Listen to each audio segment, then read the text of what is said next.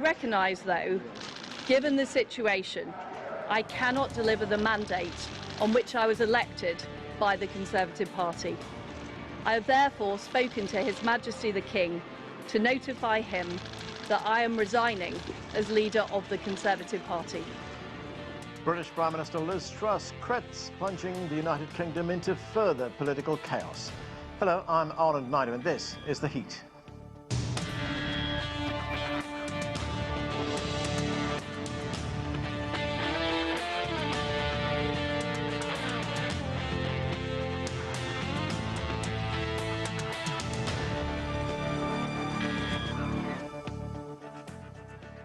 After only about 6 weeks in office, Liz Truss has resigned, becoming the shortest-serving Prime Minister in British history. This comes just days after losing 2 key cabinet members amid a failed economic plan that sent markets crashing. Meanwhile, the Conservative Party is scrambling to elect a new leader. We begin with this report from CGTN's Ollie Barrett in London.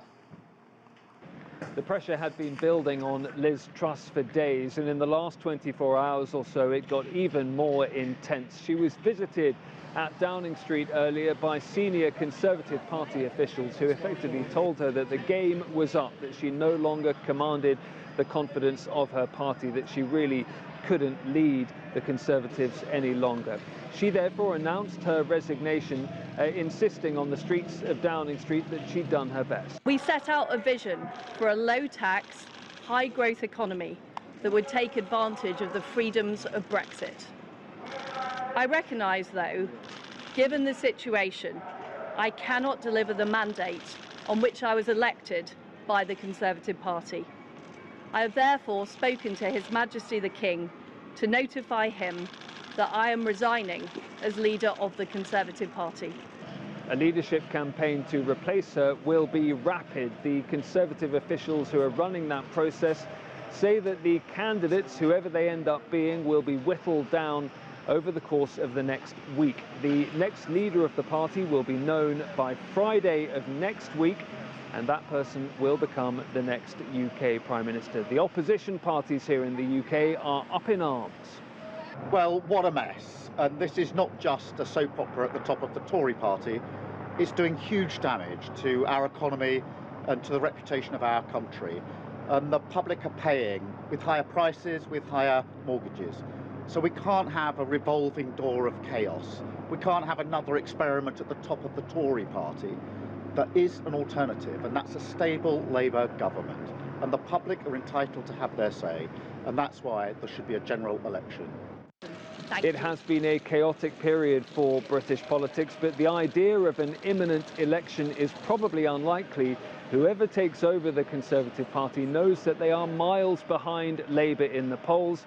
That person will want to see a period of stability and try and regain some popularity for the Conservatives before calling an election. Ollie Barrett, London. To discuss this and more, let's bring in our guests. Joining us from London, Jonathan Liss is a political commentator and journalist. Here in Washington, D.C. is Garret Martin. He is a senior professorial lecturer at American University School of International Service. Also in the UK, the rest of our panel, Alan Wager is a research associate for the UK in a Changing Europe initiative at King's College London, and Wayne Fitzgerald is the leader of the Peterborough City Council and chairman of the Peterborough Conservative Association. Welcome to all of you to the show. And Wayne Fitzgerald, let me start with you. You know, we talked just over 6 weeks ago on this show. We talked about Liz Truss becoming Prime Minister of England. You were very optimistic at that time. So what happened? What went wrong? Like many, you know, you look forward with optimism with whatever candidate was chosen. And yeah, I had confidence and faith in Liz Truss, but, you know, it went wrong for all sorts of reasons, in the sense that she admitted herself, excuse me, that she'd made mistakes and owned up to those mistakes. But clearly there is pressure upon the parliamentary party, both from within and I have to say from the British media, who are like pack hounds. And I predict the same will happen again, whoever comes forward in a week's time. That's just my own personal view. But I feel sorry for Liz Truss, as you would do for any individual that puts themselves through this trouble, gets to the position, and then is hampered and hindered in carrying it out for all sorts of reasons. So I do have a degree of sympathy, but I think probably she's done the right thing today in stepping down. My understanding is, I think perhaps there was from Sir Graham Brady the fact that they would change the rules if in terms of removing the Prime Minister if she didn't voluntarily step down. That's my intelligence. I don't know how true that is, but I suspect words were had because she wasn't for going yesterday, and today she is. And I issued a press statement myself locally that says we must move on as Conservatives, and we look forward to a stronger leader emerging next Friday, whoever that may be. Wayne, she must have had the confidence of party members because they voted for her. They elected her Prime Minister. So was that a big miscalculation on the part of the party? Well, in the sense that how we got down to the final two, and if you recall, is through the parliamentary process in terms of the MPs. So is the process flawed? I don't know. Do the members decide or should decide on who is the leader of the party? And because it's not necessarily that we're in government all the time, we just happen to be thus that person becomes Prime Minister. So it's perhaps the system itself that needs looking at. And I know William Hague introduced it the way we currently do it. Whether it's right and whether it will continue the way forward, I don't actually know. But, everybody puts themselves forward. But at the end of the day, the media are trying to hound the Conservative Party into calling a general election. And I don't think they will, because we have a mandate to lead. We set out a manifesto in 2019, which has been hampered by COVID and no end of other things. But primarily, Conservative ideology doesn't change, and we just need to get on with the job and deliver for the country. And I just want somebody who's capable of doing that. Jonathan Liss, 44 days in office, during which time Liz Truss also saw the resignation of two very senior cabinet ministers. There was also very serious misgivings in the party itself over her leadership. So what do you make of this latest turn of events? Well, it's an absolute national humiliation. It's not just a humiliation for Truss personally, although it is a cataclysmic failure for her. It's also a complete indictment of the Conservative Party infrastructure and machine, which puts someone who is manifestly incapable and unsuited for the highest office. And it's just a disaster for Britain, which has just seen the most extraordinary political chaos and turbulence, and more importantly, an economic crisis, which is going to be paid for by ordinary people who are going to see hundreds of pounds of extra bills for their mortgage repayments, for rent, for future loans, a crashed pound, which is still at 37-year lows against the dollar, and a complete lack of confidence in the British economy by global markets, which obviously we depend on. So we are now facing an extraordinary spectre of austerity, which completely sort of ground Britain into the ground in the early 2010s, which no one in Britain voted for, and the arrogance of the Conservative Party, which thinks it can just pass power, like pass a parcel amongst its senior MPs without ever having to consult the British people until 2025. It's absolutely monstrous, and they do not govern with consent anymore.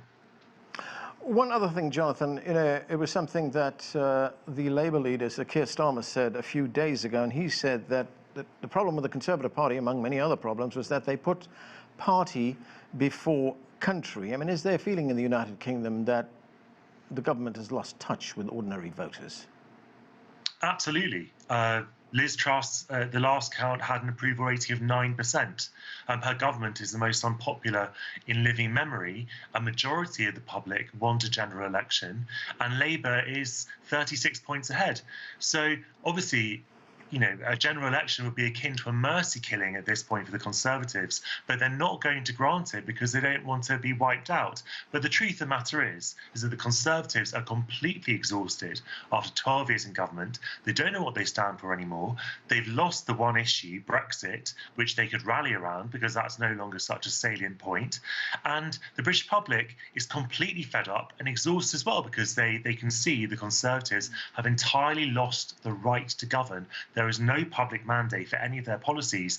The political landscape is completely divorced from 2019, which was the last time we went to the polls, and people want to have a say.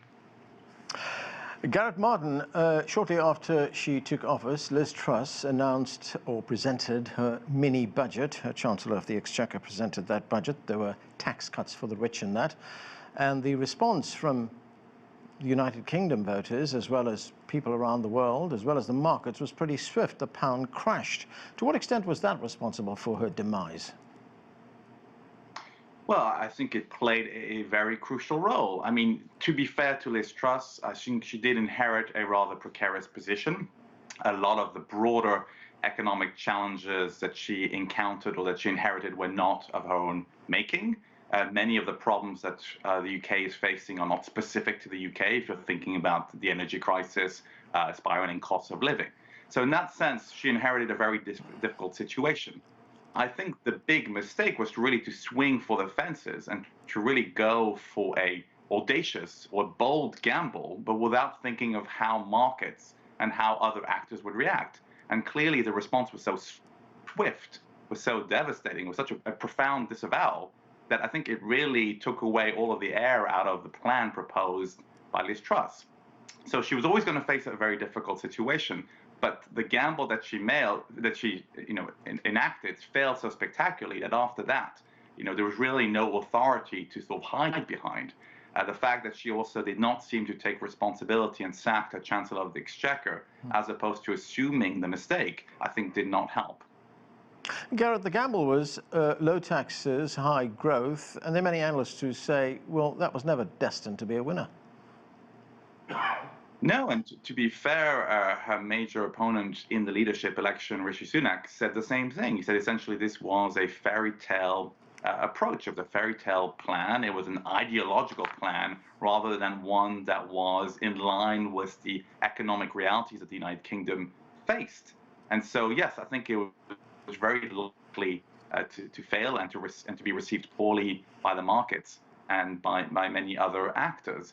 Keep in mind that the British economy does depend largely on the largesse of foreign investors, and so that's also, I think, a particularly dangerous trend, because if the United Kingdom is both politically and economically viewed as less desirable, that could have very nefarious consequences for the long-term economic growth and prosperity of the United Kingdom. Alan Wager, welcome to the show. Great to have you with us.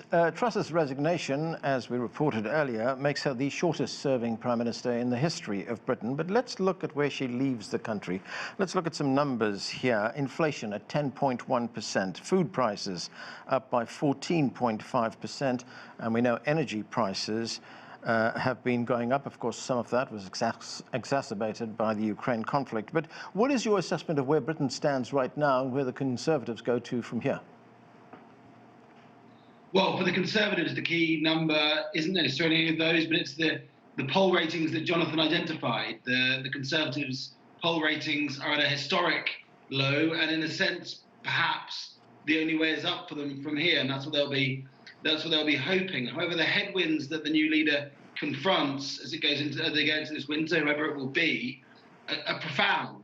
And actually, it's in a way, if they weren't politicians, if they weren't hyper-ambitious people, it would be a struggle to understand why any of them would want the job, given both the political inheritance they've got and the economic inheritance of, as you say, skyrocketing inflation, and and so on. I think it's a really, really profoundly difficult inheritance, or potentially the re-emergence of Boris Johnson to take over. It's a really sticky situation for whoever gets the job. But where the country stands right now, Alan, I mean, can the Conservatives say in real honesty and with confidence that they have a mandate? Well, in a way, all of your guests so far have been right. In a way, the UK Constitution allows for an electorate to vote for one party. That party can, in a sense, have an elected dictatorship and can do what they like for 5 years, as long as they can keep winning votes in the House of Commons to stay in office. It does beg the question: if you have 5 prime ministers in 6 years, whether there's a political mandate, and whether it's better for the Conservative Party to think through strategically the next leader, potentially set out the conditions to try and go to the country in a set of damage limitation elections, or whether it wants to go kicking and screaming at the end of 2024 after a further 2 years, and try and win an election that way. So those are the sort of conversations the Conservative Party could and should and potentially is having now. What's the best way forward? But on the other hand, there may be no one with the control of the steering wheel at the moment, and we may enter a whole new period of uncertainty now, with potentially the re-emergence, as I said, of Boris Johnson tonight, it looks like. Wayne Fitzgerald, Liz Truss campaigned on low taxes, high growth. There were serious misgivings about that policy, even within her own party, as Garret Martin pointed out a moment ago. And she was savaged by the opposition Labour leader in the British Parliament. Let's listen to part of what Sir Keir Starmer had to say. Mr. Speaker, the only mandate she's ever had is from members opposite. It was a mandate built on fantasy economics, and it ended in disaster. The country's got nothing to show for it except the destruction of the economy and the implosion of the Tory party. I've got the list here. 45p tax cut, gone. Corporation tax cut, gone. 20p tax cut, gone. 2-year energy freeze, gone. Tax-free shopping, gone. Economic credibility, gone. That's quite serious criticism there, Wayne. What are your views? And has this done serious damage to the party? Look, we find ourselves in a position of turmoil, but it's not for the first time. But just like remind people, when Tony Blair quit government and handed the power to Gordon Brown, did the Labour Party then have a mandate to run the country? It's exactly the same position, so I wouldn't be lectured by Keir Starmer or anybody in the Labour Party. It happens. We don't elect presidents in this country. We don't elect prime ministers. We elect MPs, and the MPs carry out the policy of the manifesto that was put to the country in 2019 in December. The Prime Minister, whoever that should be, is charged with carrying out that manifesto and delivering on those premises. Now, Liz Truss probably veered too much off that manifesto promises and lost the confidence of the party. And of course, the mini budget, so-called, did her some damage. And I think it was probably naive of Liz to do that. She was probably warned. I myself spoke to her, about some issues, and I pleaded that we, for example, do a windfall tax. But she ruled that out completely as a matter of policy just 3 weeks before she was installed as Prime Minister. So look, we've got a lot of rebuilding to do. The party needs to rebuild. We need the time to put some distance between where we are today and where we might be at the end of 24. Because fundamentally, people voted for the Conservatives, their ideology, what they believe in. So to say there is no mandate is simply not true. Jonathan Liss, Truss's resignation and, of course, the disarray within the Conservative Party now presents an opportunity for the Labour Party. I mean, how will Keir Starmer take advantage of this? Does Labour have policies that will resonate with a very frustrated British voting public? Well, I mean, in response to what Wayne just said, I think there's a really important distinction, which is that people don't just elect a party, they elect a manifesto. And the problem with Truss was that she completely ditched and deviated from the 2019 manifesto. And the other point is that a winning party doesn't have a carte blanche for 5 years to do exactly what it wants. You don't get to change Prime Minister every few months and just say that, and also ask Tory members to vote on that, but not ask the British people for 5 years if they approve of that. That's a fundamental point. As for Labour, the reason that it's so far ahead is obviously because the Conservative Party is imploding. I think that even Labour MPs would recognise that. In a general election, you don't have to be perfect. You just have to be better than your opponent. And Labour is a lot better than the Conservatives. I still think that Labour will win, whoever now becomes Prime Minister, because the Conservatives have been so badly damaged by what's happened. But I do also think that Labour is beginning to show a platform that people approve of. They're ahead of the the Conservatives on, say, the windfall tax. They're much further ahead on economic stewardship. They're very keen to show that they're sensible and responsible with various policies, and they're also advocating a green agenda, such as with Great British Energy, which is about a state-owned company. Investing in renewables. Yeah, what about the fact, Jonathan, that Labour is not exactly a unified party, is it? I think it's a lot more unified than Conservatives. Look, I have complained many times that the Labour leadership has been too hard on the left.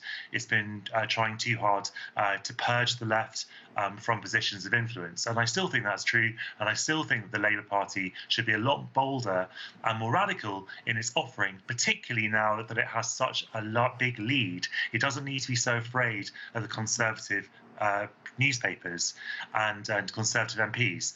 But I do think that the party is broadly united now, and I think now that it has a taste of power, it'll become a lot more disciplined because it can see what it might get in just a few short months or years.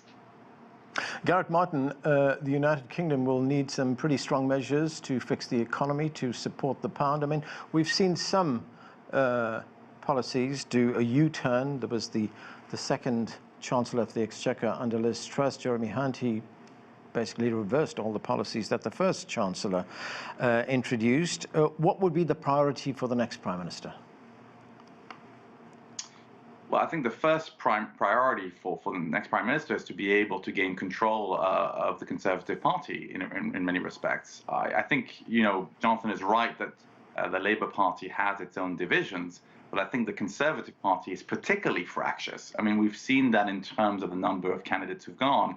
And I think in order for the next Prime Minister to be able to have any positive impact, they're going to be able to have to restore internal unity and some semblance of cohesion. The number of MPs who vote against the government in the last couple of years has definitely gone up. So I think that's the first priority. The second one, I think, is to provide a semblance of stability as well and predictability.